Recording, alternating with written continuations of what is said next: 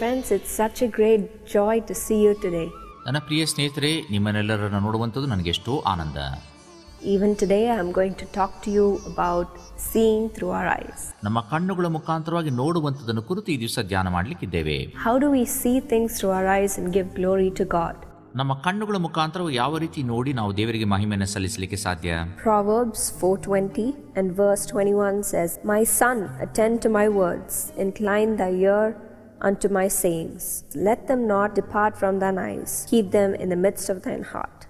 ಜ್ಞಾನೋಕ್ತಿ 4:20-21 ವಾಕ್ಯವನ್ನು ಓದಿ ಕೇಳಿಸಿಕೊಳ್ಳೋಣ. ಆ ವಾಕ್ಯ ಹೀಗೆ ಬರೆಯಲ್ಪಟ್ಟಿದೆ: ಕಂದ, ನನ್ನ ಮಾತುಗಳನ್ನು ಆಲಿಸು, ನನ್ನ ನುಡಿಗಳಿಗೆ ಕಿವಿಗೊಡು. ನಿನ್ನ ದೃಷ್ಟಿಯು ಅವುಗಳ ಮೇಲೆ ತಪ್ಪದಿರಲಿ, ಅವುಗಳನ್ನು ನಿನ್ನ ಹೃದಯದೊಳಗೆ ಇಟ್ಟುಕೋ. In this verse we see that our eyes should be focused on God. 21ನೇ ವಾಕ್ಯದಲ್ಲಿ ನಮ್ಮ ಆ ದೃಷ್ಟಿ ಆತನ ಮೇಲೆ ಇರಬೇಕೆಂಬುದಾಗಿದೆ. When our eyes see the things of this world, ಈ ಲೋಕದ ಸಂಗತಿಗಳ ಮೇಲೆ ನಮ್ಮ ಕಣ್ಣು ದೃಷ್ಟಿ ಹಾಯಿಸುವಾಗ our heart takes in that message. ಆ ಒಂದು ಸಂದೇಶವನ್ನು ಹೃದಯ ಸ್ವೀಕರಿಸುತ್ತದೆ. And our heart decides whether that message is wrong or right. ಆ ಹೃದಯ ಸಂದೇಶವನ್ನು ಸ್ವೀಕರಿಸಿ ಅದು ಒಳ್ಳೆಯದೇ ಕೆಟ್ಟದೇ ಎಂಬುದಾಗಿ ಅರ್ಥೈಸುತ್ತದೆ. So it's good to decide with your eyes. ಆದ್ದರಿಂದ ಕಣ್ಣಿನ ಮುಖಾಂತರವಾಗಿ ನಿರ್ಧಾರ ತೆಗೆದುಕೊಳ್ಳುವುದು ಒಳ್ಳೆಯದೇ. When you make the right decision, ಆದರೆ ಸರಿಯಾದ ನಿರ್ಧಾರವನ್ನು ತೆಗೆದುಕೊಳ್ಳುವಾಗ people will see happiness through your eyes. ನಿಮ್ಮ ಕಣ್ಣುಗಳಲ್ಲಿ ಜನರು ಸಂತೋಷವನ್ನು ಕಾಣುತ್ತಾರೆ. Shall we pray? ನಾವು ಪ್ರಾರ್ಥಿಸೋಣವೇ?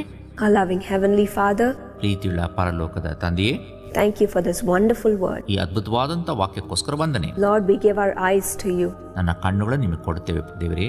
We give our heart to you. ನಮ್ಮ ಹೃದಯ ನಿಮಗೆ ಕೊಡುತ್ತೇವೆ.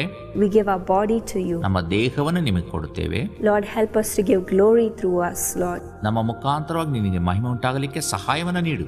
Help them to reflect you. ನಿನ್ನನ್ನು ಪ್ರತಿಬಿಂಬಿಸಲಿಕ್ಕೆ ಸಹಾಯವನ್ನು ಕೊಡು. And give glory to you. ನಿನಗೆ ಮಹಿಮೆ ಉಂಟಾಗಲಿ. In Jesus' name I pray. ಯೇಸು ನಾಮದಲ್ಲಿ ಪ್ರಾರ್ಥಿಸುತ್ತೇನೆ. Amen. Amen. My friend, Jesus loves you. ನನ್ನ ಪ್ರಿಯ ಸ್ನೇಹಿತರೆ, ಯೇಸು ನಿಮ್ಮನ್ನು ಪ್ರೀತಿಸುತ್ತಾನೆ. Give your life into his hands. ನಿಮ್ಮ ಜೀವಿತವನ್ನು ಆತನ ಹಸ್ತಕ್ಕೆ ಒಪ್ಪಿಸಿಕೊಡಿರಿ.